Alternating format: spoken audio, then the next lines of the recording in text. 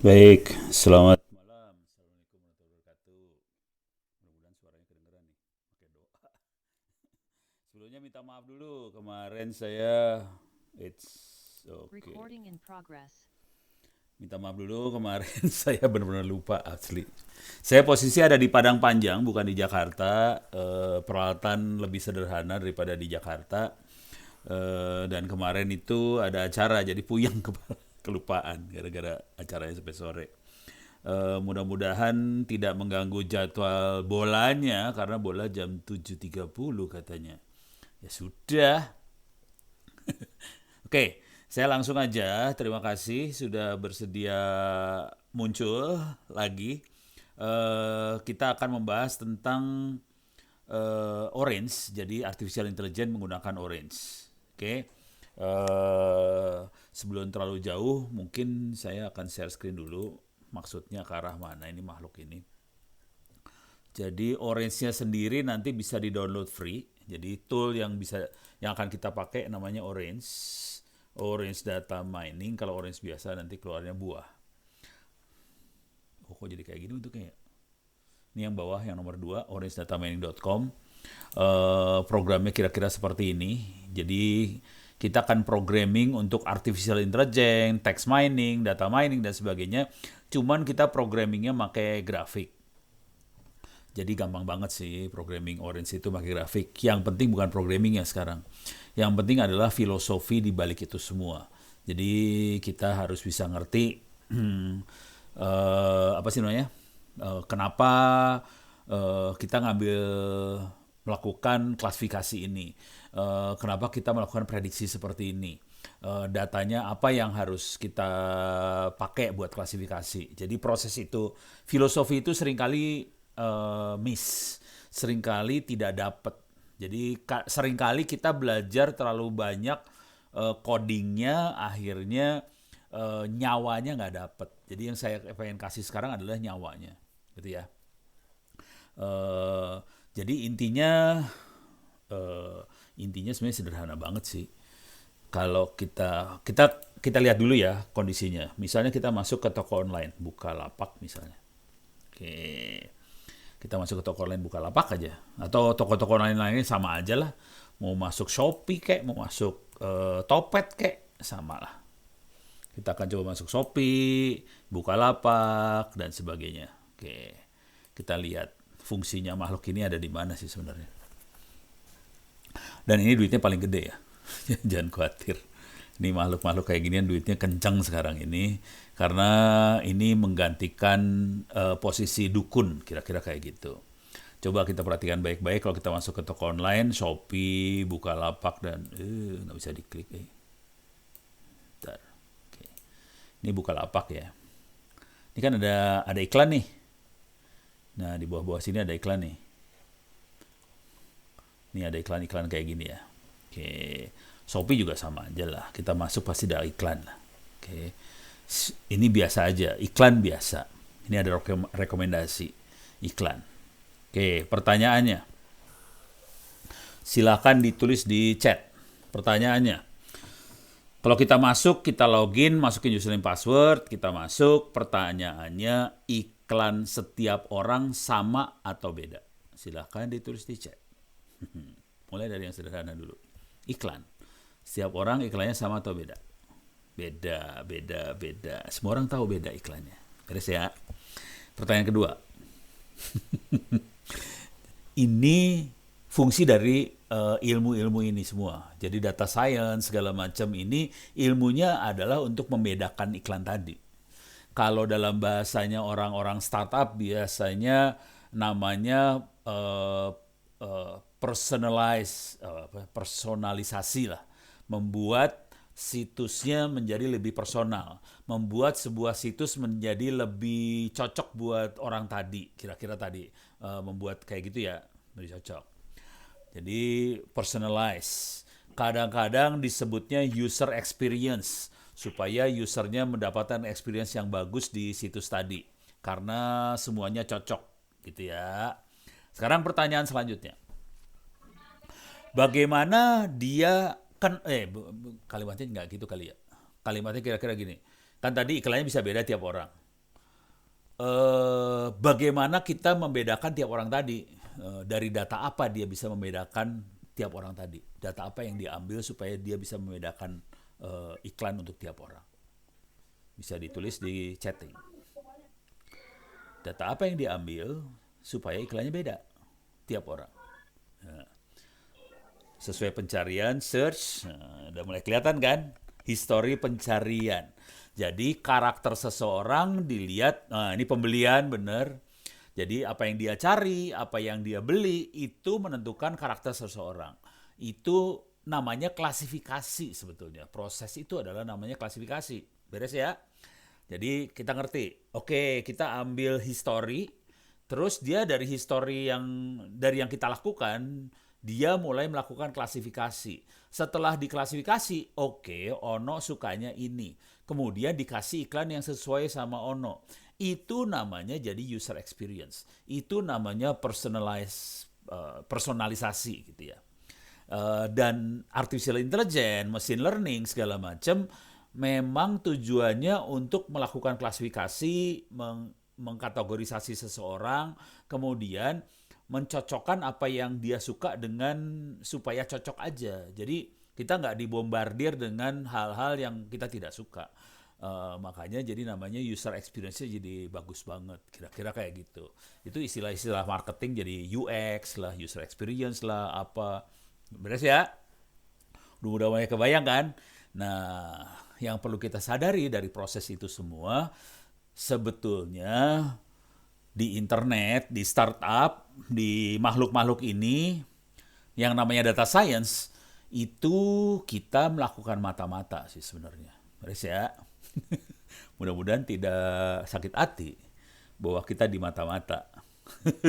Kita di mata-mata. Sorry ya, kalau keliatin kotak hitam di sebelah kanan bawah itu saya lagi monitoring chatting ya.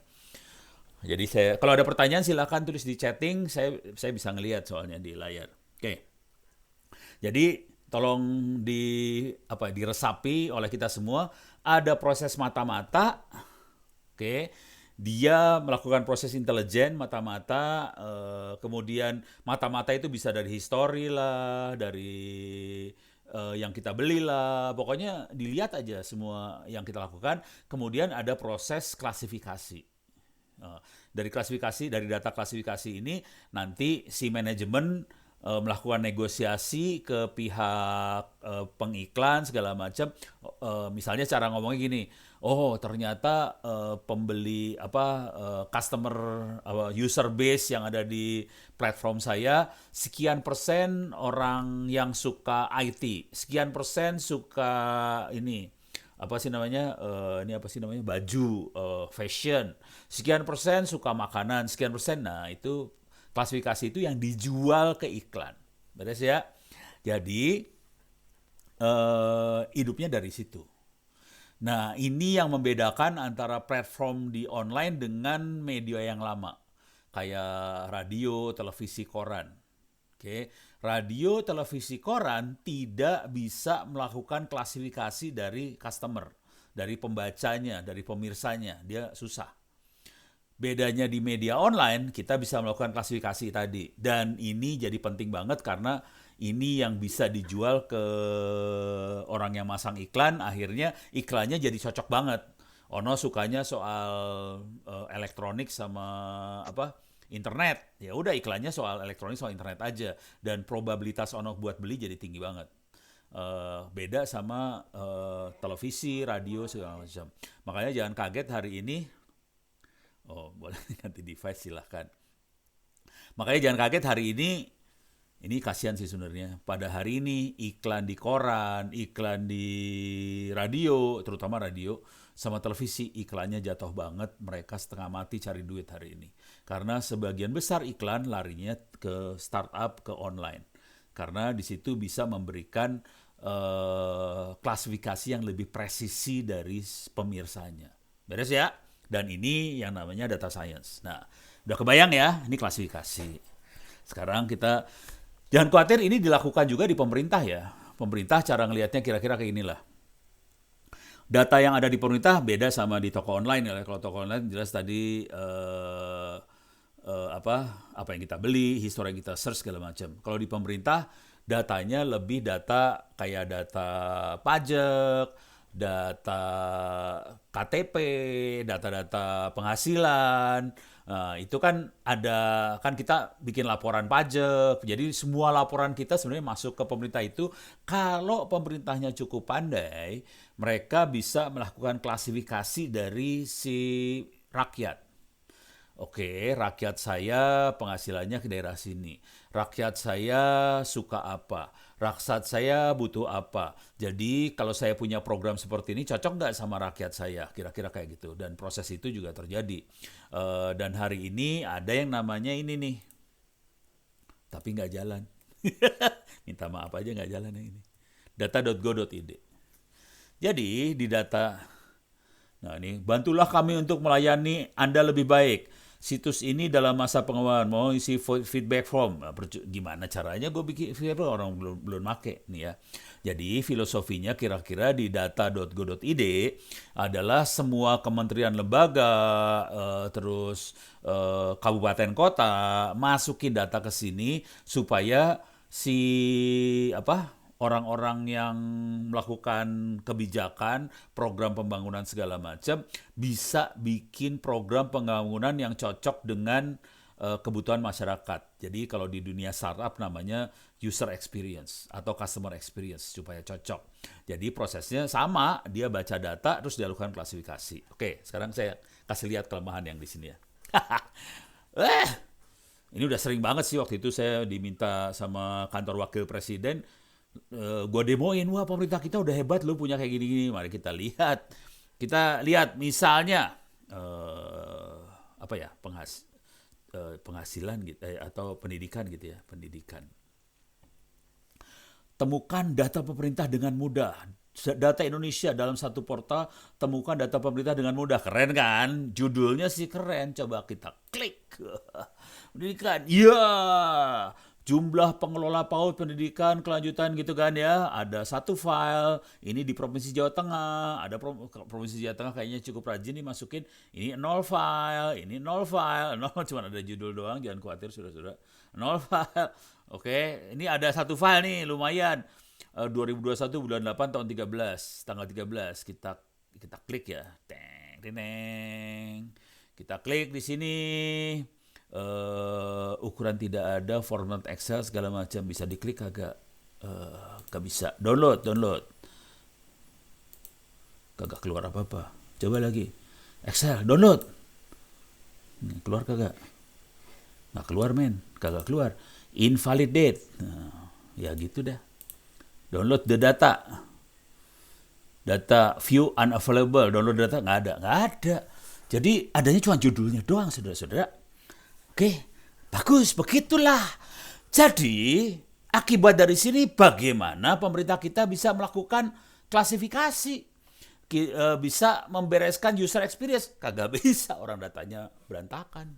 Jadi masalah besarnya ini. Saudara-saudara, beres ya? Udah kebayang kan? Dah, beres. Tapi kalau ngomong terlalu banyak di sini, nanti orang ditangkap lagi, dianggap subversif.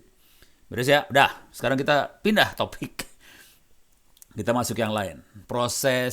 Jadi proses yang paling penting di balik ini semua adalah proses intelijen. Dan data yang dikumpulin banyak banget, makanya karena terlalu banyak nggak bisa masuk database, namanya big data. Kalau disederhanakan sebenarnya datanya ditaruh aja dalam bentuk file, ditaruh di folder. Udah gitu aja. Makanya namanya big data. Jadi nggak bisa masuk database. Oke, sekarang saya masuk yang lain. Proses intelijen yang lain. Oke, tadi di toko online ya, udah kebayang makhluknya. Proses intelijen yang lain adalah misalnya flight radar 24. Oke. Ini proses intelijen, tapi ini data miningnya, klasifikasinya nggak terlalu sih. Ini banyaknya intelijennya aja. Oke. Nah, ini kita bisa ngelihat pesawat terbang. Ini airportnya dan ini pesawat lagi terbang. Kita coba ini geser dulu ya, sebelah sini lah. Ini remove add kali ya.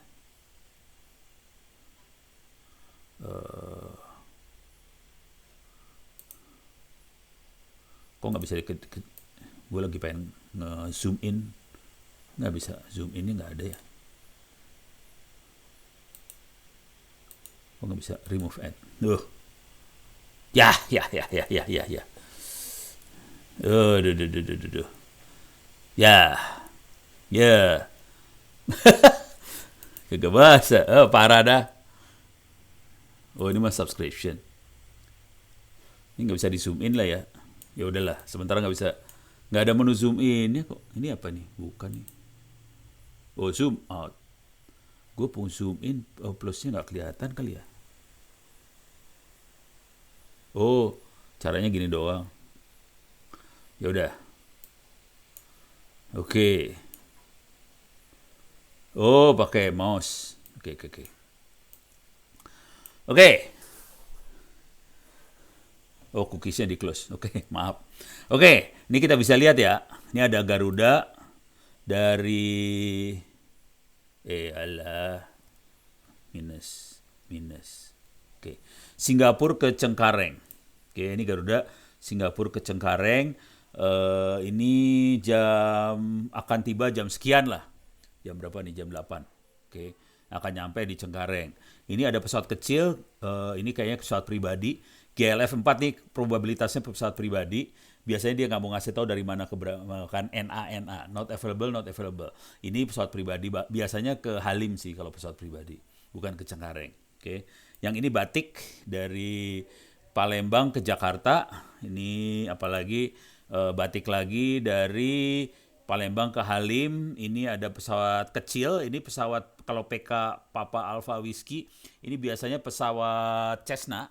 Coba kita lihat. Oh, bukan. Angkasa Pura Logistik. Dari Batam, not available. Jadi probabilitas kalau NA kayak gini, probabilitasnya antara Halim atau yang di Pondok Cabe. Gitu ya.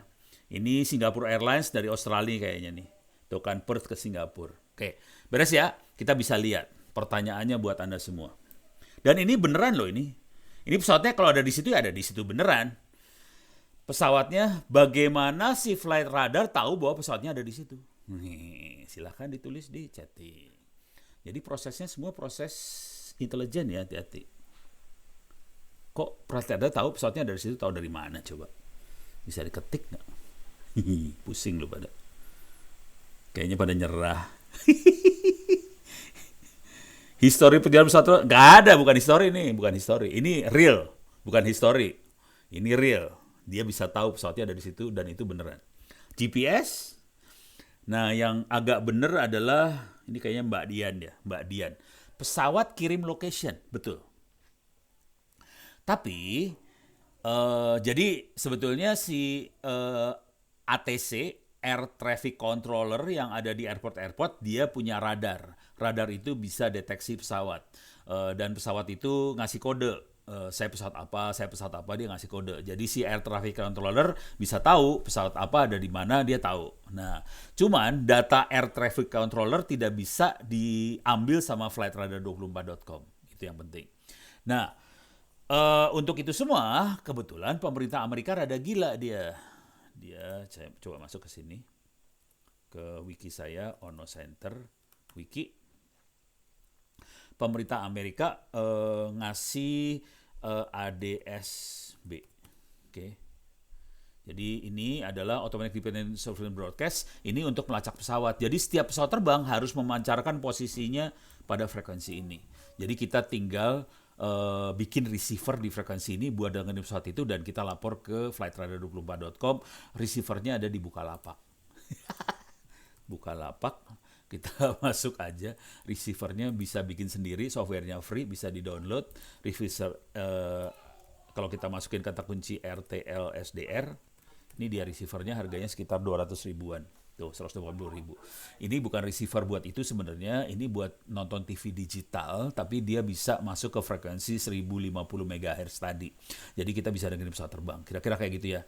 Nah, sekarang saya kasih lagi proses penyadapan lagi.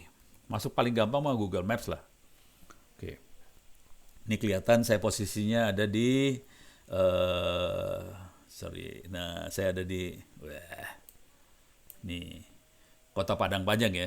Di Google Maps saya ada di Padang Panjang, kelihatan saya ada di Padang Panjang. Jadi Ono nggak bohong, ada di Padang Panjang. Ini lokasi saya ada di sini sih. Kalau mau tahu nih lokasinya di sini, di sekeliling saya. Nah, ini kalau mau ngelihat mana tadi? Nah, ini dia. Ini rumahnya. Ini benar-benar rumahnya Ono nih. Ini rumahnya Ono. Oke, di rumah lantai 2 di sini. Di rumahnya Ono dan ini sekelilingnya sawah, di belakangnya hutan, bukit. Saya zoom in ya, coba kita zoom in. Nah, ini rumah saya, beneran rumah saya ini mah. Sawah, men. Sawah, men. Sawah. Asli ini rumah saya sih. Saya posisinya di sini nih kalau mau tahu. Nah, itu rumahnya. Saya di ruangan yang ini sih, lagi ngadep ke sawah. Oke, cuman ini terang. Jadi ini saya di sini sekarang. Nah, sekarang kalau di Padang Panjang nggak rame ya. Coba kita pindahin ke Jakarta dulu. Posisi Jakarta. Saya pindah ke Jakarta, saya lihat traffic di Jakarta. Oke, ini bisa dibikin gini nggak? Oke, ini lalu lintas di Jakarta. Oke, ini kalau di dunia data science ini namanya klasifikasi. Oke, jadi ini jalan lumayan macet. Ini ada yang hitam, macet banget. Ada yang orange, hampir macet. Hijau, lancar jaya. Oke, ini kan klasifikasi semua kan. Jadi hijau, kuning, orange, merah, hitam, itu semua klasifikasi. Oke, pertanyaannya, bagaimana Google Map tahu bahwa jalannya macet? Tahu dari mana dia? Jalan di Jakarta macet? Silahkan tulis di chat. Bagaimana Google Map tahu bahwa jalannya macet? Dan dia tahu jalan macet seluruh dunia loh, jangan khawatir. Dan ini benar-benar presisi, jalannya lagi macet di situ. Ya, silahkan tulis di chatting. Bagaimana sih Google Map tahu bahwa jalannya macet? Tahu dari manakah dia? Nggak ada yang tahu, serius. Pada tidak bisa jawab. GPS di HP, ya. Bagaimana sih GPS HP? Smartphone, ya betul. Gimana caranya HP ngelapor ke Google? Ayo. Ya udahlah. Oh ini Mbak Dian nih jago nih kayaknya. Gadget kita kirim lokasi dan kecepatan ke Google Map. Jadi kira-kira gini cara ngelihatnya. Kalau Anda masih ingat waktu kita beli HP pertama kali, pasti masukin akun Gmail-nya kita ke HP Android yang kita pakai. Dan kalau kita tahu Android itu yang bikin Google. Nah, waktu kita masukin HP email kita ke handphone, sebetulnya Google jadi tahu ini HP punya siapa, alamat Gmail-nya yang mana, dan kita posisinya di mana ketahuan dari HP-nya. Karena HP tahu sebetulnya dia posisinya ada di mana. Dia tahu dari dua informasi. Satu bisa dari GPS, tapi kalau HP-HP yang murah kan nggak ada GPS-nya. Nah sebetulnya si operator seluler itu ngasih tahu posisi HP kita ada di mana. Gitu. Jadi operator seluler kan punya tower. Towernya itu koordinat GPS-nya tahu. Masing-masing tower dikasih tahu koordinatnya berapa. Dari informasi itu kita tahu HP ini posisinya ada di mana, gitu ya. Dan ini dilaporkan ke Google. Nah, kalau ada banyak HP yang jalannya lambat di jalan yang warna hitam ini, dia langsung klasifikasi, oke, ini macet. Kalau mobilnya kecepatan 80 km per jam ini di Outer Ring Road ini sampai ke Tanjung Priok, ya dia tahu bahwa itu lagi lancar jaya, ya hijau warnanya. Jadi proses itu adalah proses mata-mata semua bahwa HP kita ngasih tahu ke Google. Yang seru dari sini adalah sebetulnya kita dimata-matain, kita bisa lihat your timeline ini. Saya kasih lihat aja. Jadi itu kelihatan klasifikasi banget ya. Nah sebetulnya jadi proses di balik itu adalah mata-mata, dan saya pengen kasih lihat sebetulnya Google memata-matai kita secara selama bertahun-tahun. Oke, ini adalah hasil mata-mata Google terhadap Ono. Jadi si Google tahu Ono sudah kemana aja, beres ya?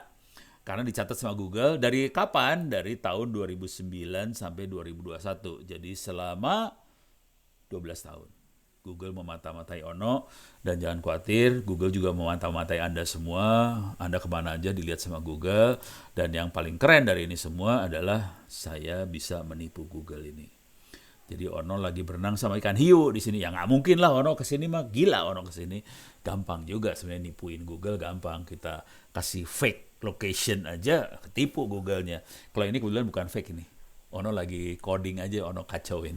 Ya fake sih sebenarnya kategorinya. Cuman Ono bikin coding sendiri. Jadi proses intelijen tadi bisa kita tipu sih. Cara nipunya kita bikin data yang ngaco aja. Itu hacking dari data science, caranya kita bisa bikin data kacau supaya salah nanti kesimpulannya. Oke. Dan dia bisa ngelihat apa sih? Ini saya kasih lihat aja ya prosesnya, misalnya ini coba kelihatan nggak nih? Ini kelihatan seru. Ini tanggal 16 Desember, ini perjalanan saya sampai ke Jambi tanggal 16 Desember kelihatan. Oke. Ini coba lihat tanggal 17 Desember dari Jambi, Jambi sampai Padang Panjang kelihatan. Tanggal ini tanggal 16, 17, ini tanggal yang ini, lagi muter-muter di Padang Panjang. Ini kelihatan, Google bisa ngeliat Ono lagi kemana sih kelihatannya, kurang ajar sih sebenarnya. Jadi kita bisa kelihatan aja kemana aja.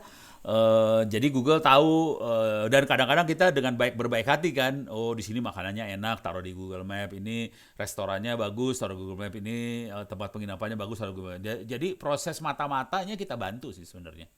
Makanya Google jadi pinter banget karena kita bantu proses mata-matanya seringkali. Beres ya? Jadi prosesnya mata-mata. Mata-mata itu buat apa? Nah, nih. Tadi udah kita bisa lihat mata-mata ini buat proses klasifikasi. Beres ya? Saya pengen kasih lihat ada satu proses lagi adalah dukun. Misalnya kita masuk ke Tangerang. Oke. Ini dukun yang mau saya kasih lihat. Dukun. Coba, ini saya pengen kecilin sih. Oke. Tangerang mana sih Tangerang teh? Cikande. Tangerang tuh kok nggak kelihatan sih Tangerang? Ini Tangerang kan ya? Ini Balaraja. Oh ini dia nih. Mana sih? Kecampur ya? Oh ini Tangerang sini ya? Iya. Oke, ini Tangerang dari sini, ini Jakarta ya. Saya pengen dari Tangerang ke Jakarta. Ini dari Tangerang ke Jakarta. Oke, kita bikin perjalanan pakai mobil dari Tangerang ke Jakarta. Ini kelihatan untuk jam sekarang detik ini Tangerang ke Jakarta dia sarankan lewat airport, pakai tol airport ini dan akan macet di dekat daerah sebelum Ancol, kemudian baru sampai Jakarta Monas. Sini, beres ya. Dia tidak rekomen lewat Kebonjeruk. Lebih lama 5 menit. Yang ini lebih 1 jam 1 menit, yang ini 1 jam 5 menit, yang ini 59 menit, kira-kira kayak gitu. Oke, ini sekarang nggak ada yang namanya dukun di sini karena ini pakai data yang sekarang. Oke, dan ini kan live now sekarang. Coba kita ganti depart at, berangkat pada. Oke, ini jam 7.30 hari ini. Oke, saya akan rubah jamnya ke pagi aja. Ini AM ke jam 7.30 pagi paling enak sih. Tangerang Jakarta macetnya kan pagi ya. Ini kelihatan kalau pagi di sini macet ya. Tolong perhatikan baik-baik tempat macetnya. Oke. Nah, ini kan hari ini. Ini tadi pagi ya, macetnya kayak gini. Coba kita lihat besok. Ini tanggal 29 Desember. Besok tanggal 30 Desember. Kita lihat. Macetnya kayak gimana? Berubah ya, macetnya berubah ya. Hari Kamis tanggal 30 Desember, tanggal 1 Januari.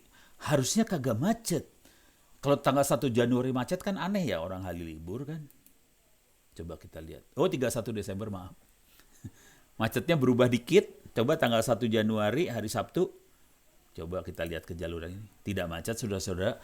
Hari Minggu tidak macet, saudara-saudara. Dan itu belum kejadian. Ini belum kejadian tanggal 2 Januari, belum ada ya. Ini belum terjadian. Dan Google bisa tahu tidak akan macet di jalur ini, tidak akan macet di jalur ini, tidak akan macet di jalur ini tanggal 2 Januari. Karena hari Minggu. Oke. Dan ini namanya forecasting. Ini namanya dukun. Ini prediksi. Gitu. Jadi kalau kita lihat dari satu machine learning, ada 2 proses dia. Yang satu namanya klasifikasi, yang satu forecasting. Beres ya? Oke, sekarang kita masuk ke, saya punya waktu 30 menit lagi. Saya akan masuk ke yang namanya Orange. Orange Data Mining ini, Anda bisa download, software-nya bisa di-download, ini masuk ke Orange Data Mining, bisa download, ini ada Windows, ada macOS, ada Linux. Bisa di-download ya. Kalau udah bisa download, nanti bisa jalanin pakai gini aja, Orange. Ini saya pakai Linux ya. Linux caranya jalaninnya kayak gini aja. Sama aja sih, nanti tinggal diklik aja juga jalan sih. Nah, cuman biasanya orang yang udah ngelihat saya biasanya komplainnya gini nih. Oke, ini sebelum ke urusan komplain mengkomplain. Ini saya kasih lihat kalau pertama kali, ini kok nggak bisa. Oke. Ini pertama kali tampilannya kayak gini. Ini agak besar kalau di laptop saya. Sarannya kalau pertama kali make, klik example. Oke. Via Anaconda bisa. Saya pakai Anaconda, iya. Oh iya, Orange itu bahasa yang dipakai Python, jadi bisa dijalanin pakai via Anaconda ya. Anaconda tuh bapaknya Python apa ibunya Python ya. Jadi bisa. Saya sendiri makanya Anaconda buat installnya. Jadi saya tidak download dari apa sih? Saya tidak download dari apa tadi Orange yang tadi. Saya pakai Anaconda installnya. Tapi kalau Anda pakai Windows ya terserah lah. Kayaknya lebih aman dari yang situs yang tadi. Oke.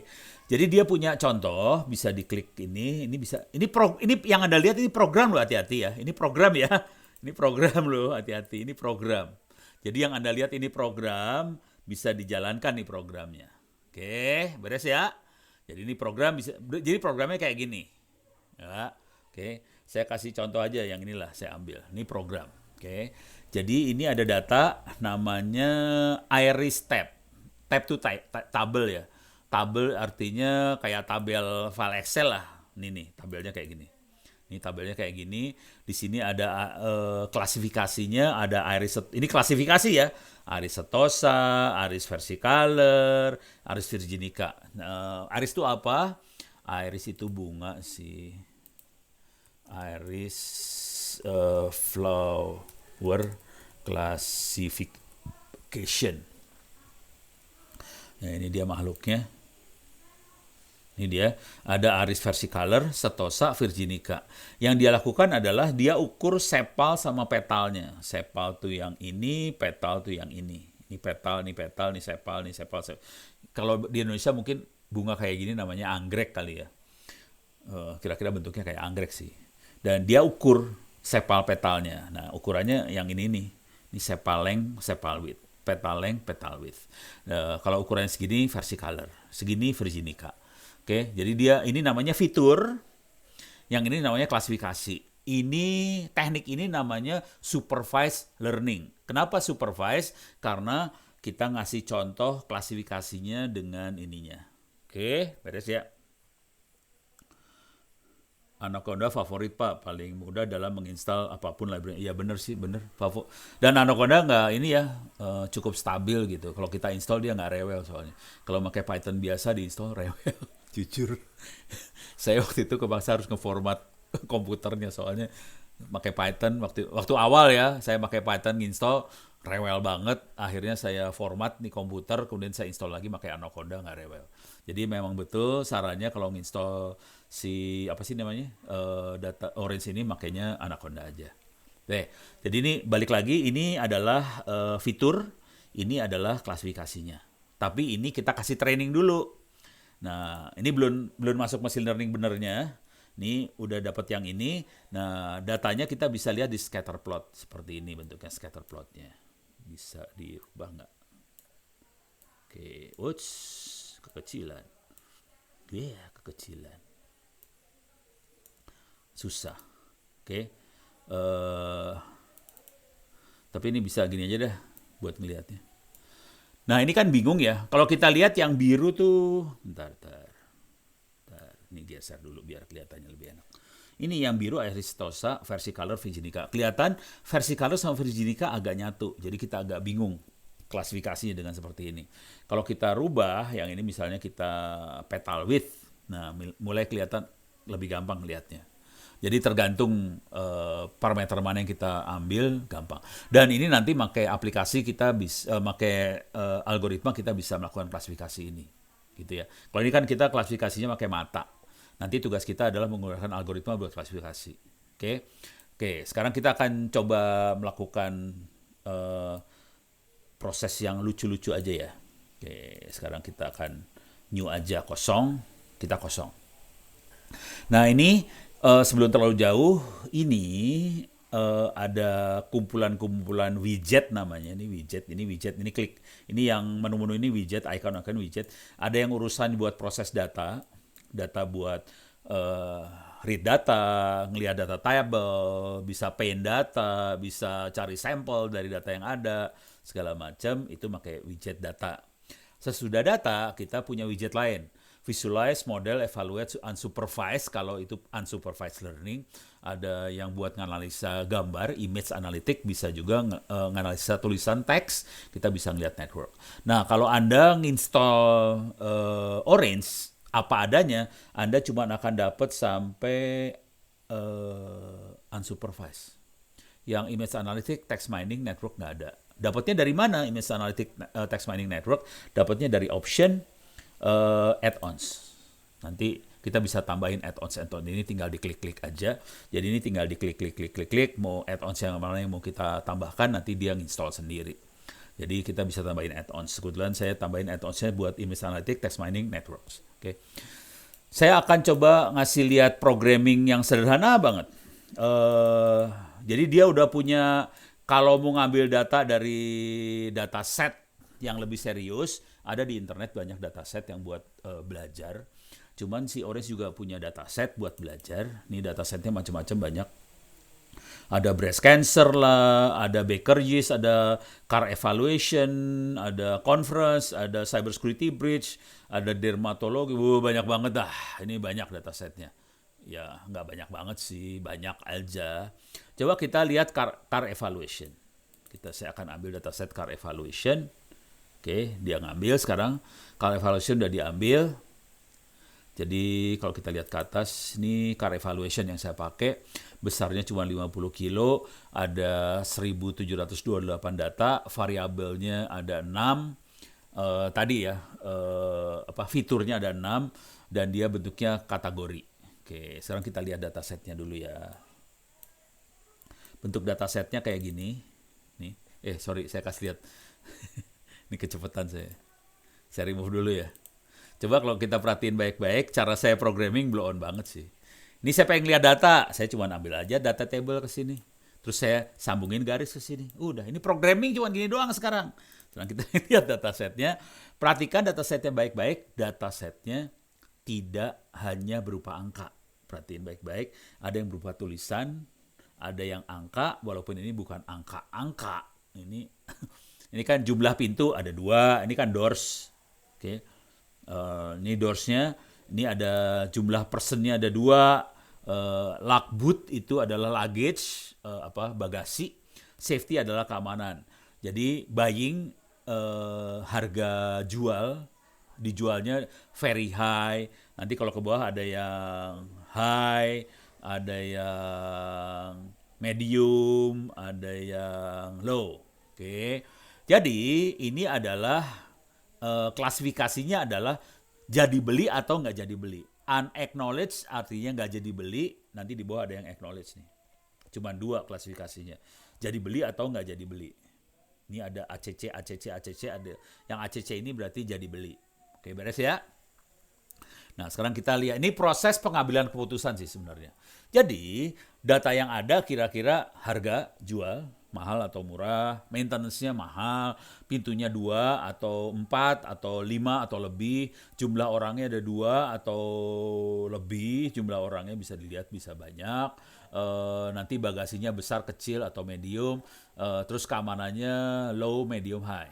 Gitu ya? Oke. Nanti dari data yang ini kita bisa melakukan klasifikasi. Kira-kira orang akan membeli karena apa sih? Oke. Gitu ya. Kalau saya berani taruhan, kalau kita orang Indonesia pasti urusannya harga. Kita nggak peduli itu safety atau biayanya maintenance-nya mahal murah, nggak peduli sih sebenarnya yang kita beli harga. Tapi ini kan orang bule, dia berdasarkan apa gitu belinya. Nah, biasanya untuk proses kayak gitu kita perlu nganalisa evaluasi dulu ya. Kita akan evaluasi algoritma mana yang paling bagus buat dataset ini. Oke, cara ngevaluasi algoritma caranya datanya dimasukin ke test score, kemudian kita masukin ke model. Terus ini masalah klasifikasi. Klasifikasi itu bisa macam-macam. Kita bisa pakai logistic regression, bisa pakai tree, bisa pakai random forest, bisa pakai SVM, bisa pakai naive Bayes. Ada banyak algoritma buat klasifikasi. Terus ini kita tinggal sambungin aja ke sini.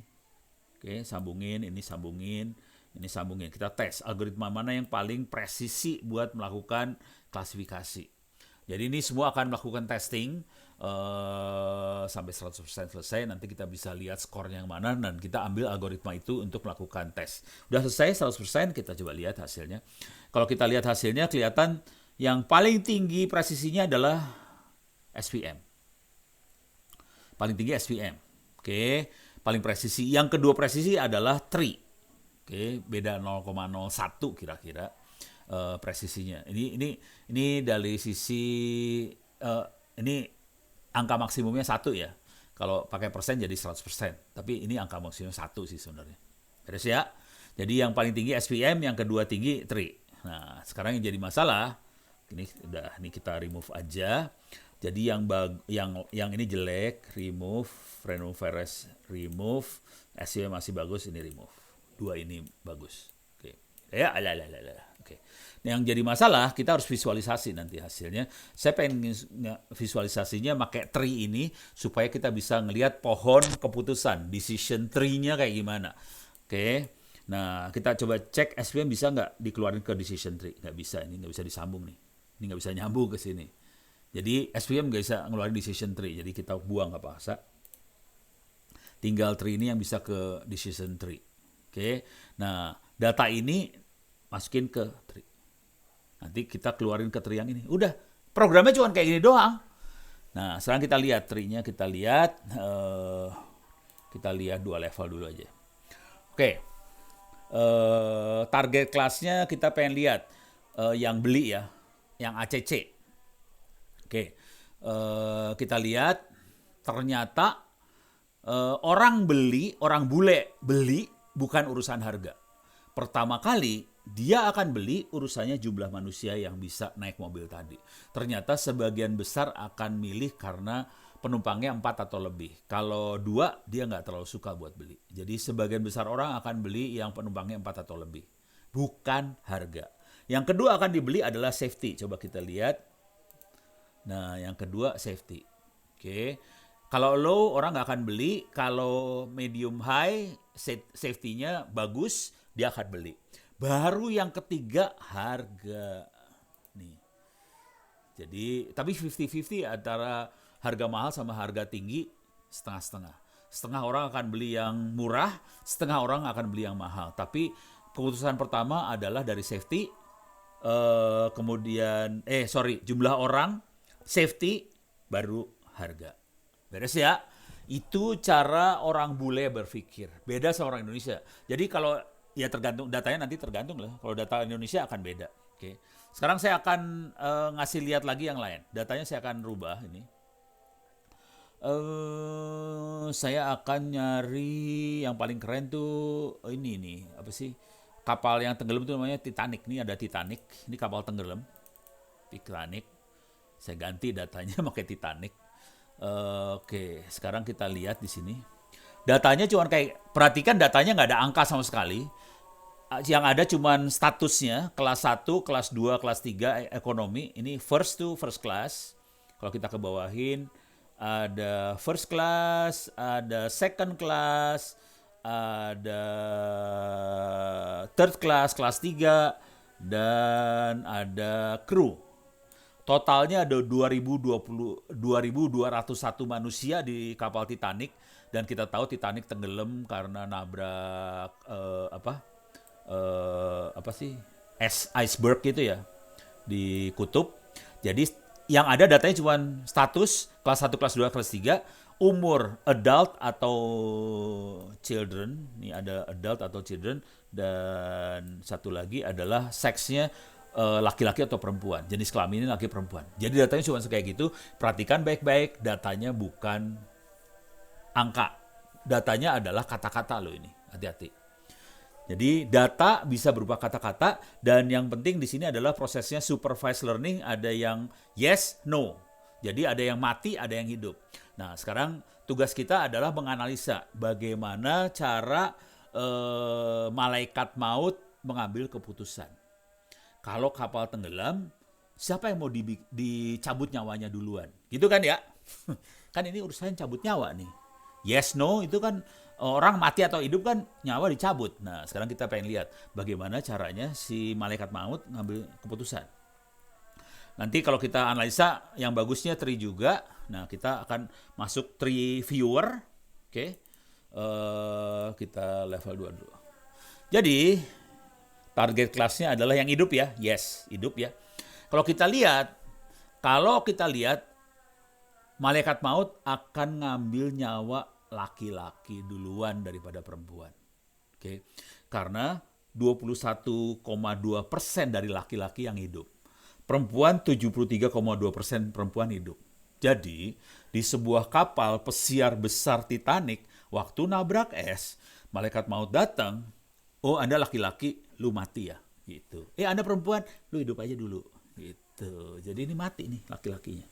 Oke, karena hanya 21% yang mati. Jadi pertama kali waktu dia ngelihat orang, lihatnya laki perempuannya. Laki-laki akan mati, perempuan hidup. Sekarang kita lihat layer selanjutnya. Yang perempuan yang hidup, yang bakal mati duluan adalah kelas 3. Kelas 3, 50% mati, 50% lagi hidup. Sementara 92,7% kru kelas 1 sama kelas 2 akan hidup.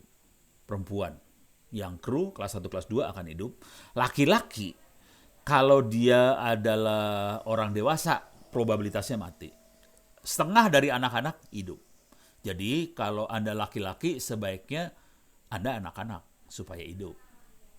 50% hidup gitu ya. Nah, ini kita naikin lagi levelnya, kita lihat lagi. Nah, ini kita lihat dari yang hidup perempuan ini. Kalau kru sama kelas 2, 87% hidup. Kalau dia kelas 1, kemungkinan besar 97% hidup. Nah, yang di sini, nah yang seru yang di sini. Anak-anak kalau dia anak kelas 1 atau kelas 2, 100% hidup anak laki-lakinya.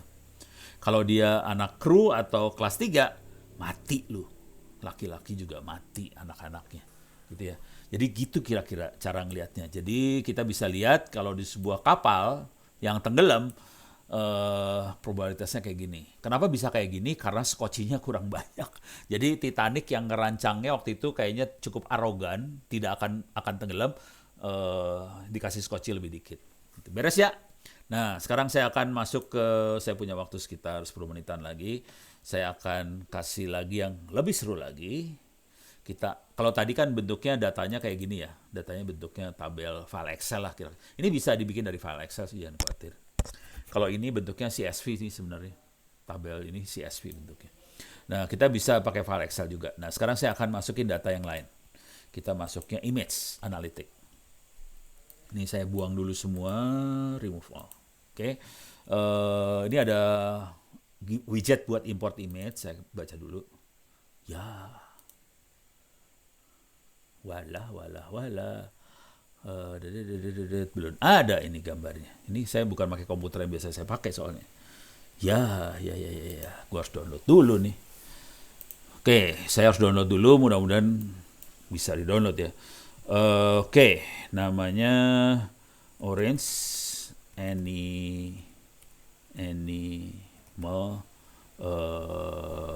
apa ya? Animal data set. Nah ini dia. Bentar.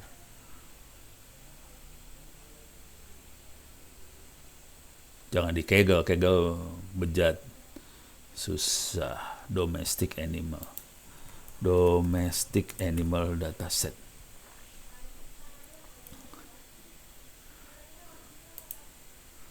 Nih saya coba klik, saya coba download ya.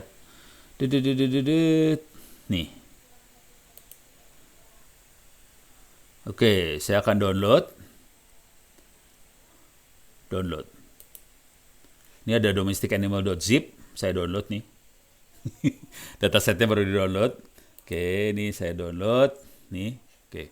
Saya akan masuk ke folder download. Oke. CD download ABCD ini dia makhluknya ini ya, domesticanimal.zip. Saya akan move domesticanimal ke home directory. Move lagi lah, sorry, jangan taruh sini lah, terlalu ribet nanti. Taruh di dokumen, oke, unzip domestic animal. Oke, jadi saya akan punya folder namanya domestic animal dan saya punya animal yang ini ya, ada cat, ada chick, ada cow, segala macam, bentuknya PNG semua. Oke, nah sekarang saya akan baca makhluk itu ada di dokumen, ada di domestic animal. Oke, cus. Oke, dia tahu ada 20 image di sini. Reload aja. Oke, ini saya minimize aja. Oke, sekarang saya punya domestic animal 20 image di sini ya. Kita coba lihat gambarnya seperti apa. Saya sambungin image viewer. Kita lihat. Nah, ini gambarnya. Jadi ada kuda kecil, ada ayam, ada kambing, ada sapi, segala macam. Beres ya.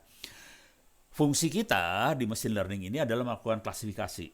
Persis seperti tadi di Google Map. Ini jalan macet, ini jalan apa. Nah, kalau ini klasifikasinya gambar. Ini bayangkan yang di depan kita adalah virus COVID. Kita harus bisa membedakan virus COVID dengan virus flu dan sebagainya. Oke, beres ya.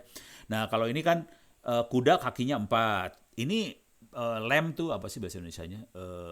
Kambing kakinya 4. Ini juga kaki 4 tapi gendut. Ini kaki 4 kurus. Ini kakinya 2, ada sayap, ada paruh, beda. Jadi kalau pakai mata manusia kita bisa membedakan. Bayangkan ini mesin, bisa dia enggak melakukan klasifikasi itu ya kan? Nah, jadi yang kita lakukan adalah melakukan image embedding.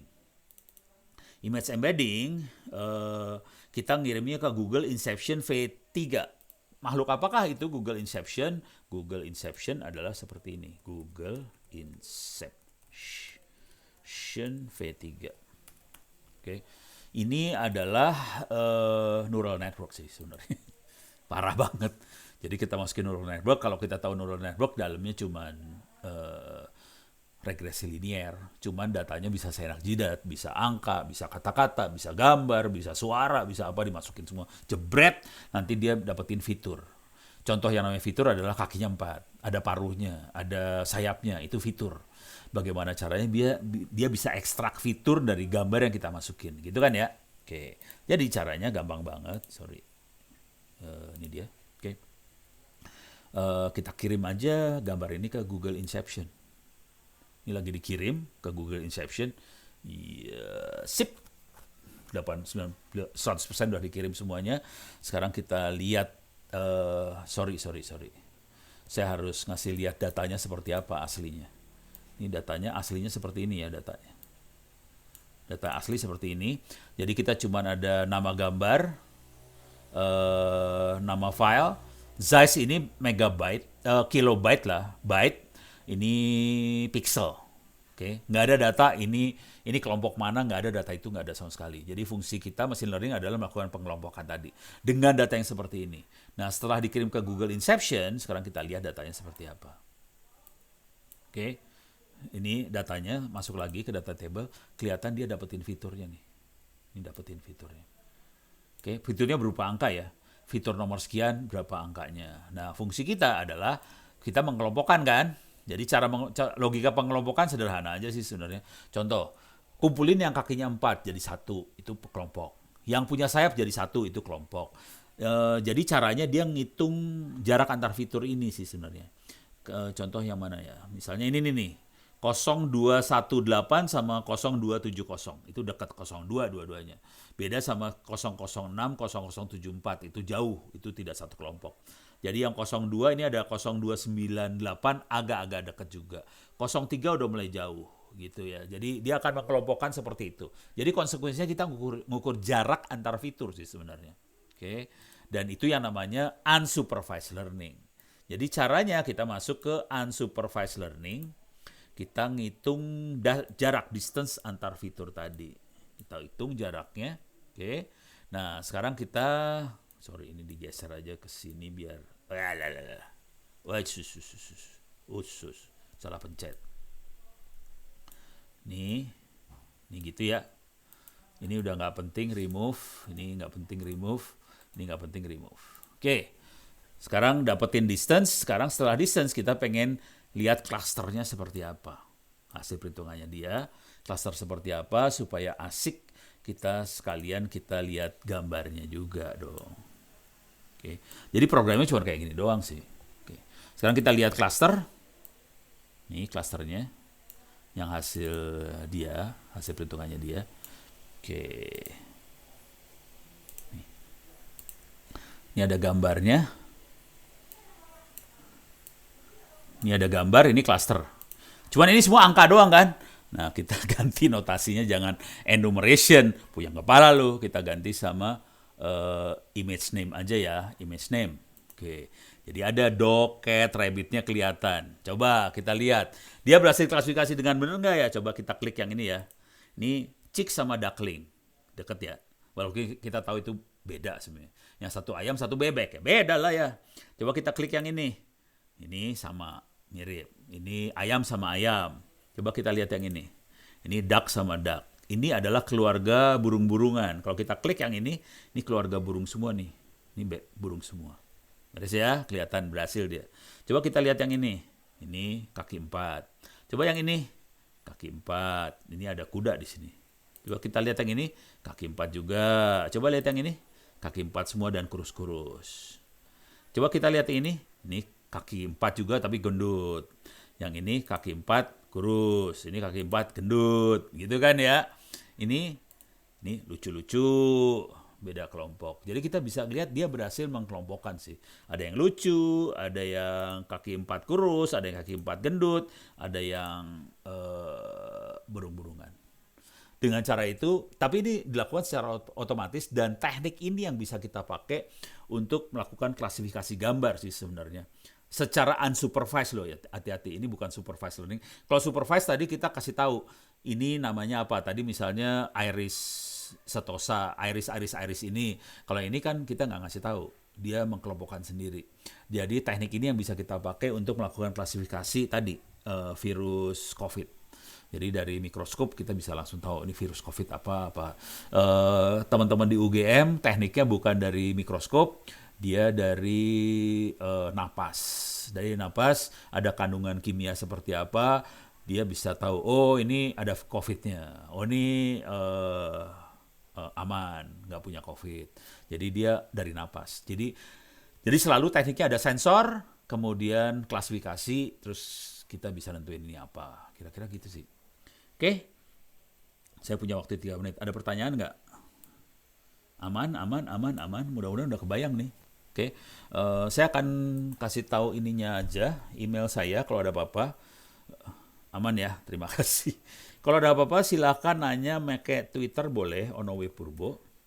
Bisa juga pakai email ono@indo.net.id, cuman saya lebih prefer Twitter sih sebenarnya. Nah, untuk belajar lebih lanjut, saran saya silakan masuk ke, ini kuliah saya, tapi nanti teman-teman Bisa AI juga akan ngasih pendampingan buat Anda kan ya. Kalau ini kuliah free gratis, bisa masuk ke open course itts.ac.id.